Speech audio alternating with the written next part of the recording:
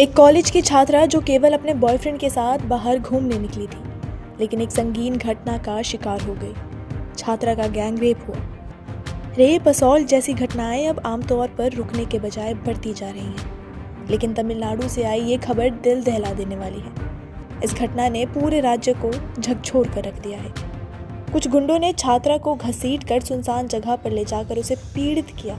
वहीं उसका बॉयफ्रेंड, जो उसे बचाने की पूरी कोशिश करता रहा, लेकिन इन गुंडों ने इसे भी खूब पीट कर घायल कर दिया। अब मामले को लेकर स्थानीय क्षेत्रों में काफ़ी हलचल है और राजनीति स्थल पर सवाल उठाए हैं। चलिए पूरे मामले की जानकारी आपको डिटेल में बताते हैं। ये घटना है तमिलनाडु के कोयम्बटूर इलाके की। रविवार देर रात एक 20 वर्षीय कॉलेज की छात्रा अपने बॉयफ्रेंड के साथ कार में बाहर घूमने गई थी। दोनों ही 5 साल से रिलेशनशिप में थे और डिनर के लिए बाहर गए थे। वापसी में वे एक सुनसान जगह पर रुके। रात के करीब 11 बजे का समय था जब 3 बदमाश बाइक पर सवार होकर उनके कार की तरफ आए और अचानक ही हमला शुरू कर दिया। उन्होंने कार पर पत्थर मारकर विंडशील्ड तोड़ दी और बॉयफ्रेंड को बाहर निकालकर उसे पीटना शुरू कर दिया और छात्र को अगवा कर लिया और उसे जबरन सुनसान जगह पर ले जाकर उसके साथ तीनों ने दुष्कर्म को अंजाम दिया। इसके बाद घायल बॉयफ्रेंड ने पीलामेडु पुलिस को फ़ोन किया और तलाश शुरू कर दी। पुलिस ने सुबह करीब 4 बजे महिला का पता लगाया। पुलिस ने बताया कि छात्र की हालत गंभीर है। उसे शहर के एक प्राइवेट अस्पताल में भर्ती कराया गया है। वहीं सोमवार को पुलिस ने तीनों को मंदिर के पास पाया और घेर लिया। तीनों ने भागने की कोशिश की तो पुलिस ने उनके पैरों में गोली मार दी और उन्हें घायल कर दिया। तीनों आरोपियों की पहचान थवासी, कालीस्वरन और करुपासामी के नाम से हुई है। घटना ने पूरे राज्य में गुस्सा और क्रोध फैला कर रख दिया है। लोग इंसाफ मांगने के लिए अपनी आवाज़ उठा रहे हैं। सुनिए लोगों ने क्या कहा और कैसे सरकार पर भी सवाल उठाए। देखिए, कोयम्बटूर की घटना दिल दहला देने वाली है।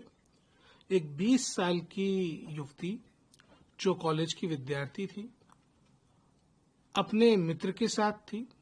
उसको जबरदस्ती गैंगरेप किया गया। ये जो सामूहिक बलात्कार की घटना है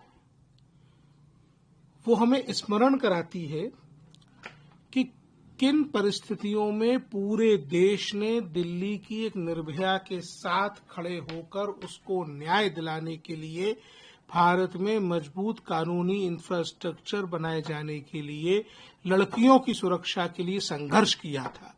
लेकिन तमिलनाडु की सरकार आज एक प्राइवेट कॉलेज में पढ़ने वाली होनहार बेटी को सुरक्षा देने में फेल हुई है।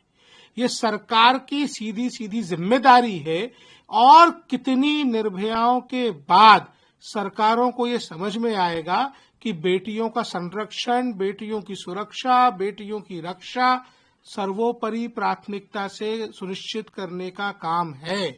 ये निश्चित रूप से सरकार का फेलियर है। विभत्स थी और उससे ज्यादा विभत्स वहां की गैर जिम्मेदार मुख्यमंत्री ममता बनर्जी का बयान था, जिन्होंने ये कह दिया कि लड़कियों को रात में नहीं निकलना चाहिए। अरे किस तरीके के मुख्यमंत्री हैं भाई ये लोग? लड़कियों पे ही सारी पाबंदी लगाना चाहते हैं। लड़कियां अगर रात में अपनी पढ़ाई के दौरान, अपने काम के दौरान ट्रेवल कर रही हैं, सफर कर रही हैं, तो राज्य की सरकार उन्हें सुरक्षा मुहैया नहीं करा पा रही है। बलात्कार हो रहा है, उसके बाद कह रहे हैं कि उनकी लड़कियों की गलती है कि घर से क्यों निकली। ये शर्मनाक है, ये शर्मनाक है। सर, इस प्रकार देखिए, माननीय सर्वोच्च न्यायालय ने निर्भया केस के बाद अनेक सारे निर्देश दिए। राज्यों में लड़कियों की सुरक्षा को निर्धारित करने के लिए पुलिस को अनेक प्रकार से इक्विप्ड होने के लिए निर्देश दिए गए। निर्भया फंड का जो स्टेट को हिस्सा मिलता है उसका उपयोग करके महिला सेल बनाना है, महिला पुलिसकर्मियों की भर्ती करनी है, महिलाओं की सुरक्षा के लिए डिजिटल टेक्नोलॉजीज के आधार पर संरचनाएं विकसित करनी है।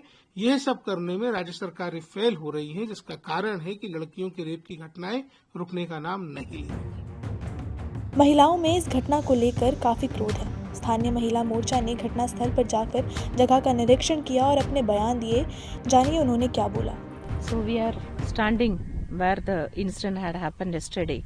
See, the car window has been broken and she has been taken there somewhere else. And it is not that as if that it is a very remote area and no one is having an access. It is the people are using this nearby road, and there are several colonies are nearby, and here that too being then Sunday, yesterday there were many teams, they were playing cricket, and it is not that as if that the police is conveying an indirect message that is a very very remote area, no people are having an access, when even the nearest, it is part of the city and very near to airport, the incident is happening like this, then what kind of an protection that the police is having for the people here? In fact, some of the colony people, they were saying that they were complained about some of the antisocial elements, they were using this place for drinking, and already there is a complaint that the antisocial elements were using this. It is not that as if that first time it is happening like that. It is a kind of a habitual offenders, they were using this place. When that is being so, it is not the duty of the police to take care of all those aspects, the safety aspect. So it is really shocking to see this, how in the nearby city area the incident is happened like this. घटना के बाद राज्य में सियासत गर्म हो गई है और विपक्ष ने स्टालिन की सरकार पर सवाल उठाए हैं और महिलाओं की सुरक्षा को लेकर आलोचना की है। इस खबर पर इतना ही। News report इंडिया.com